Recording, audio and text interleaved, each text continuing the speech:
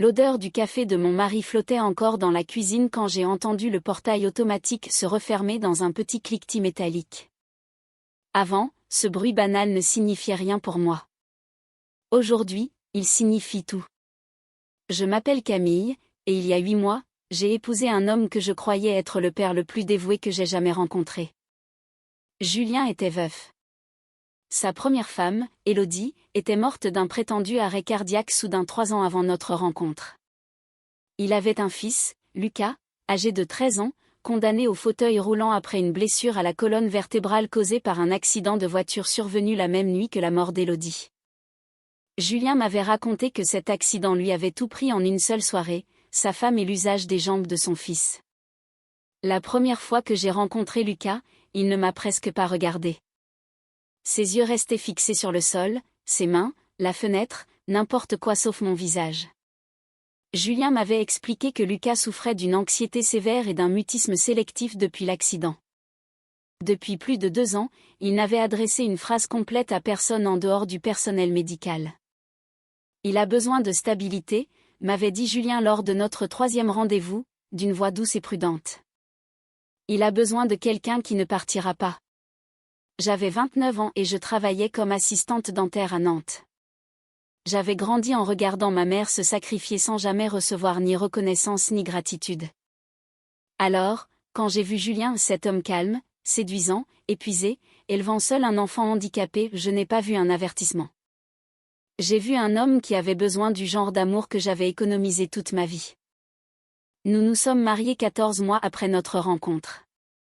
Une petite cérémonie dans le jardin de la maison, une 50aine d'invités, quelques lanternes suspendues aux arbres fruitiers. Lucas était assis dans son fauteuil près des hortensias. Il n'a pas applaudi, mais il a observé toute la cérémonie. Pendant nos vœux, Julien a serré ma main et murmuré « Tu nous as sauvés ». Je l'ai cru. La maison appartenait à Julien, une grande demeure contemporaine située dans un quartier résidentiel calme près d'Angers. Belle rue, voisins polis, garage double, haute clôture en bois autour du jardin. Le portail était équipé d'une serrure électronique contrôlée depuis son téléphone. Il m'avait expliqué l'avoir installé après plusieurs cambriolages dans le secteur. Je n'y avais jamais prêté attention. Très vite, ma vie entière s'est organisée autour de Lucas. Je me levais à 6h30, préparais son petit déjeuner, l'aidais à passer du lit au fauteuil, changeais sa poche urinaire.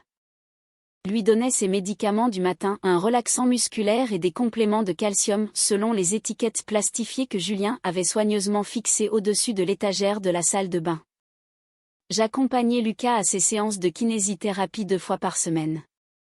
Je lui faisais la lecture le soir quand Julien rentrait tard, ce qui arrivait souvent. J'avais appris à deviner ses besoins avant même qu'il ne les exprime d'un geste, car parfois les gestes étaient tout ce qu'il semblait capable de faire. Lucas n'avait jamais l'air ingrat. Il hochait légèrement la tête quand je lui apportais quelque chose qu'il aimait. Il poussait doucement son assiette quand il voulait encore manger. Et parfois, quand je remontais la couverture sur ses jambes le soir, il me regardait une seconde de plus que d'habitude. Je me persuadais que c'était sa manière de dire merci. Pendant ce temps, Julien bâtissait sa carrière. Il travaillait dans la promotion immobilière, avec des horaires interminables, des déplacements fréquents et des appels professionnels au beau milieu de la nuit. Nous dînions ensemble 3 fois par semaine tout au plus. Le week-end, il jouait au golf avec ses associés. Il m'offrait des fleurs à notre anniversaire de mariage, un bracelet pour mon anniversaire, et disait à ses amis que j'étais une sainte. J'avais commencé à remarquer, silencieusement, qu'être qualifié de sainte ressemblait moins à un compliment qu'à une fonction. 3 semaines avant que tout bascule, j'ai trouvé un dossier. Je ne fouillais pas. Je cherchais simplement notre contrat d'assurance habitation parce que le réfrigérateur faisait un bruit étrange et je voulais vérifier si les appareils électroménagers étaient couverts. J'ai ouvert le classeur du bureau de Julien et parcouru les dossiers. Entre « Crédit immobilier » et « Dossier médicaux Lucas », il y avait une chemise intitulée simplement « Assurance vie ». À l'intérieur, 2 contrats. L'un au nom de Julien, ce qui me semblait normal. L'autre à mon nom. 2 millions d'euros. Souscrit 6 mois après notre mariage. Julien était l'unique bénéficiaire. Une clause était surlignée en jaune fluorescent. Je me souviens avoir trouvé étrange qu'elle soit ainsi mise en évidence, comme si quelqu'un l'avait étudiée avec attention. La clause précisait qu'en cas de décès accidentel, le montant doublait, 4 millions d'euros. Je suis resté longtemps debout dans ce bureau. Je me suis répété qu'il existait sûrement une explication rationnelle. Les couples prennent des assurances vie. C'est responsable. La clause surlignée ne signifiait rien. J'ai replacé le dossier exactement à sa place, refermé le tiroir et suis allé préparer le goûter de Lucas. Mais cette nuit-là, quand Julien s'est endormi, je suis resté éveillé dans l'obscurité à faire les calculs que je refusais de faire depuis des mois. Julien n'avait jamais engagé d'aide-soignante pour Lucas alors qu'il en avait largement les moyens. Il avait précisément recherché une femme comme moi, avec une expérience médicale et l'habitude de s'occuper des autres. Lors de notre premier rendez-vous, j'avais parlé de la maladie de ma mère.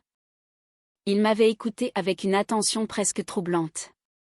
Quant aux séances de kinésithérapie de Lucas, je réalisais soudain que je n'avais jamais réellement parlé avec le kiné. Je déposais Lucas à l'entrée et attendais dans la voiture parce que Julien disait que cela le gênait que je le voie pendant les exercices. Je n'avais jamais remis cela en question. Je n'ai pas dormi cette nuit-là. Le lendemain matin, Julien annonça qu'il devait partir 3 jours à Lyon pour un congrès professionnel. Il partirait jeudi matin et reviendrait samedi soir. Il m'embrassa sur la joue, me dit qu'il avait laissé de l'argent liquide dans le tiroir de la cuisine au cas où j'aurais besoin de quelque chose, puis ajouta que Lucas avait une séance vendredi à 14 h. Le jeudi matin était gris et froid, typique d'un mois d'octobre humide dans l'ouest de la France.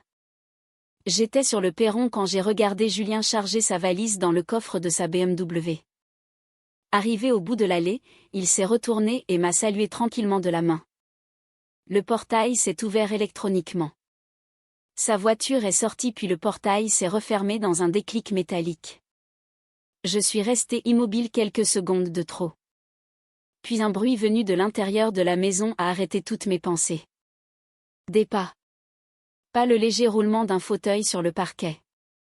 Des pas humains. 2 pieds avançant calmement dans le couloir vers la cuisine. Je me suis retourné si vite que j'ai dû m'agripper à l'encadrement de la porte pour ne pas perdre l'équilibre. Lucas se tenait debout dans l'entrée de la cuisine. Pas assis. Pas dans son fauteuil. Debout. Les 2 pieds bien à plat sur le sol. Une main posée contre le mur. Et il me regardait droit dans les yeux avec une expression que je ne lui avais jamais vue. Alerte. Concentré. Plus âgé que 13 ans. Ma bouche s'est ouverte sans qu'aucun son ne sorte. Camille. Sa voix était basse, un peu rauque d'avoir si peu servi, mais parfaitement claire. Il faut que tu m'écoutes attentivement et que tu restes calme, d'accord? Tu peux faire ça?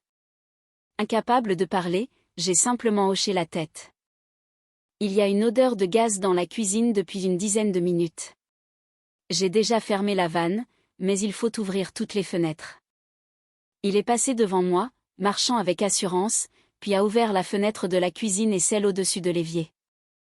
N'allume aucune lumière. N'utilise pas ton téléphone dans la maison.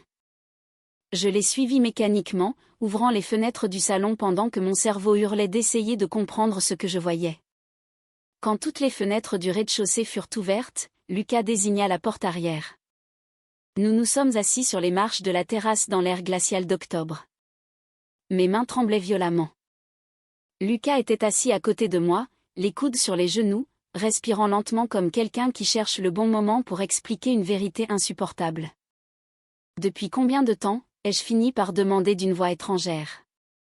Depuis combien de temps peux-tu marcher? Il fixa le jardin quelques secondes. Environ 6 semaines après l'accident. L'accident remontait à 3 ans. Lucas, je sais. Il tourna enfin les yeux vers moi et je vis soudain tout le poids qu'il portait depuis des années. Je dois tout te raconter. Ensuite, il faudra décider quoi faire parce que mon père n'est pas à Lyon. Le froid traversa mon corps comme une lame. Le congrès existe vraiment, expliqua Lucas. Mais il se termine aujourd'hui, pas samedi. J'ai vu la confirmation sur sa tablette il y a 3 jours. Il revient ce soir. J'ai immédiatement pensé à l'assurance vie, à la clause surlignée. 4 millions en cas de mort accidentelle. Le gaz, murmurai-je. Lucas hocha lentement la tête. Le détendeur de la cuisinière a été modifié. Je l'ai remarqué il y a 2 nuits quand je suis descendu. Il y avait une fuite lente, suffisamment discrète pour qu'on ne s'en aperçoive pas sauf si on était près du sol et attentif. Il marqua une pause. Ça fait longtemps que je dors peu. Pourquoi, demandai-je. Et je ne savais même plus si je demandais pourquoi il dormait peu ou pourquoi tout cela arrivait. Lucas sembla comprendre. Ma mère n'est pas morte d'un arrêt cardiaque, dit-il doucement. J'étais dans la voiture avec elle cette nuit-là. Elle pleurait. Elle venait de découvrir quelque chose. Je ne comprenais pas à l'époque, j'avais 9 ans, mais je l'ai entendue au téléphone avant qu'on parte. Elle parlait d'argent, d'assurance vie, et elle avait peur. Ma gorge s'est serrée. L'accident n'était pas un accident. Il l'a forcée à quitter la route. Je ne peux pas le prouver, mais je sais ce que j'ai entendu.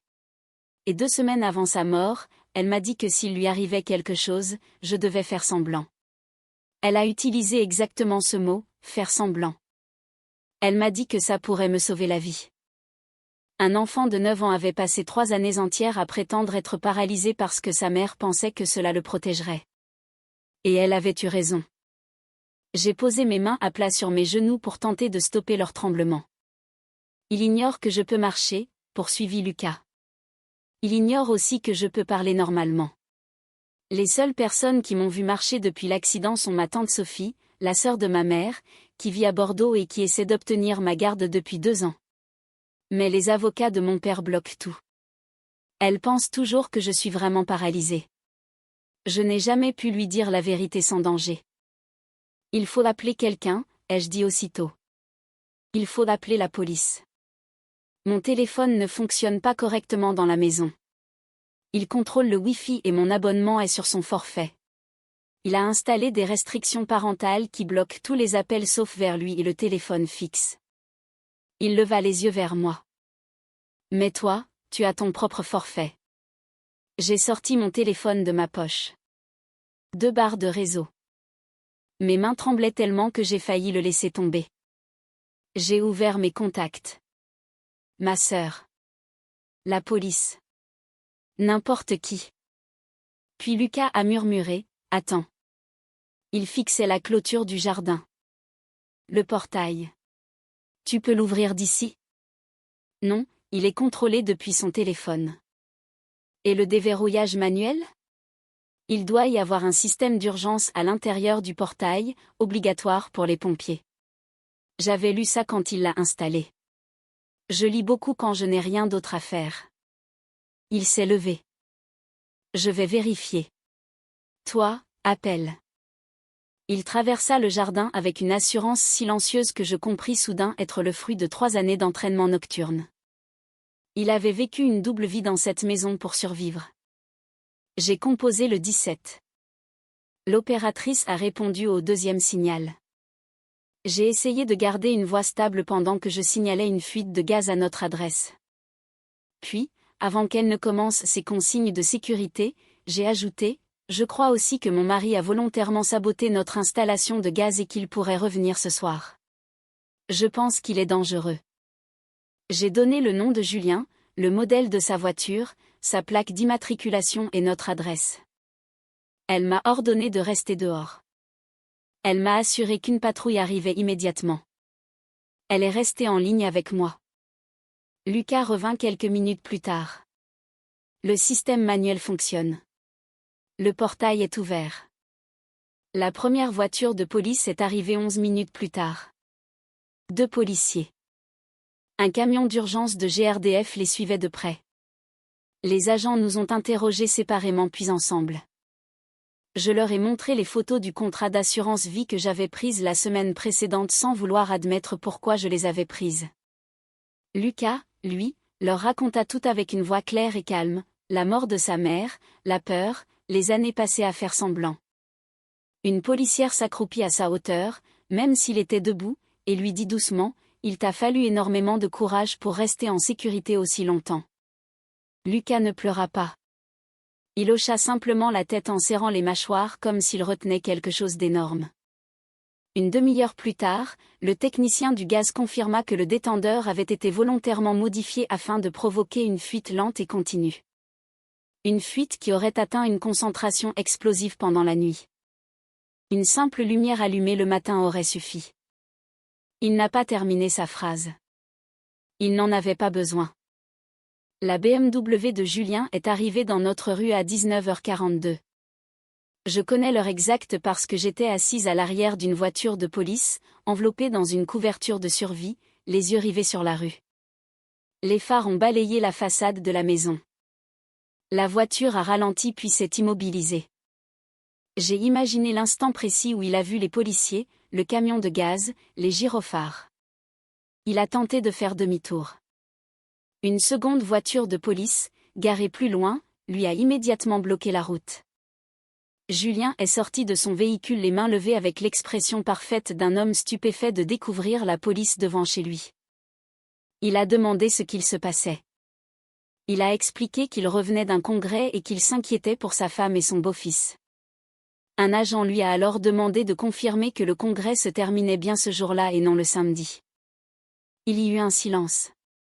Ils l'ont arrêté devant le portail qu'il avait utilisé pour nous enfermer. 4 jours plus tard, Sophie est arrivée de Bordeaux. Elle ressemblait énormément à sa sœur Élodie, mêmes yeux sombres, même manière réfléchie de parler. Elle a serré Lucas longtemps dans ses bras sur le perron d'une maison où il n'avait plus besoin de mentir. Je me tenais un peu en retrait, ne sachant pas vraiment quelle place j'avais dans cette réunion familiale. Lucas a alors regardé sa tante par-dessus son épaule et a dit, « C'est grâce à elle qu'on s'en est sorti. » « On s'en est sorti ensemble, ai-je répondu. L'enquête a avancé très vite à partir de ce moment-là. Le détendeur modifié est devenu une pièce à conviction. Les experts financiers ont commencé à examiner les activités de Julien des 3 dernières années, y compris 2 demandes d'assurance vie antérieures, dont l'une remontait à 4 mois avant la mort d'Élodie. L'inspecteur chargé de l'affaire m'a expliqué avec prudence qu'il rouvrait officiellement l'enquête sur l'accident qui avait coûté la vie à sa première femme. Je ne sais pas encore comment tout cela se terminera. Ce genre de procédure prend du temps. Ce que je sais, en revanche, c'est ceci, j'ai demandé le divorce la semaine suivant son arrestation. J'ai emménagé dans un petit appartement à Nantes avec 2 valises et une machine à café que ma sœur m'a apportée. Le cabinet dentaire m'a accordé du temps puis m'a réintégré quand je me suis sentie prête. Je vais désormais chez une psychologue tous les mardis soirs. Derrière son fauteuil, il y a un mur couvert de plantes vertes. Lors de notre première séance, elle m'a dit, reconnaître un piège une fois qu'on est dedans n'a rien à voir avec être assez stupide pour y entrer. J'essaie encore de le croire.